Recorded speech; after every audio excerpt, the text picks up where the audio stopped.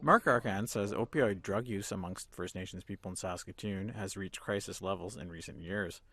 The head of the Saskatoon Tribal Council was part of a panel discussion on the issue at the AFN Assembly Thursday morning.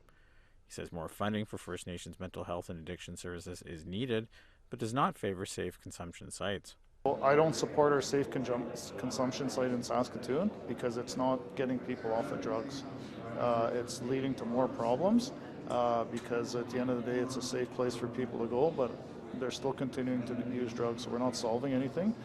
First Nations policing advocates have been pushing Ottawa for years to pass legislation recognizing it as an essential service. During another panel discussion, First Nations Chiefs of Police Association President Jerry Swamp told delegates the issue appears to have fallen off the radar of the Carney government, despite being promised by former Prime Minister Justin Trudeau in 2020. But I don't feel that First Nation policing is a priority right now for public safety.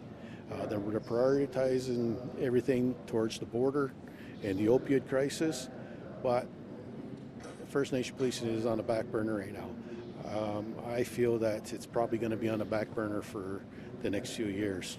Things have been at a standstill in long-term reform in First Nations child welfare since Chiefs voted down a $47.8 billion agreement at an assembly in October 2024. Pauline Frost of the National Children's Chiefs Commission told delegates they have repeatedly tried to get Ottawa to discuss a new agreement, but to no avail.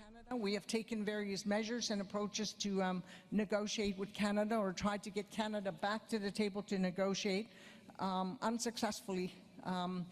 And to this point, I met a week ago with, or 2 weeks ago with Minister Galmasti. I met with the ADM. We have written numerous letters to encourage Canada to come back to the table, all without success. Cindy Blackstock of the Caring Society also had some stark words for the Carney government, that delaying an agreement on long-term reform will only cost Ottawa more in the end. Discrimination does not pay. That's fool's gold. And we've already seen it in this case because Canada had the solutions in 2000. They chose not to implement them, and they've had to pay out $23.4 billion to poor children who lost their lives and their childhoods. They'll never get that back. The Canadian Human Rights Tribunal recently called on Ottawa to get back to the negotiating table. The Assembly continues Friday morning with the discussion of repatriation of artifacts and the United Nations Declaration on the Rights of Indigenous Peoples. Fraser Needham, APTN National News, Winnipeg.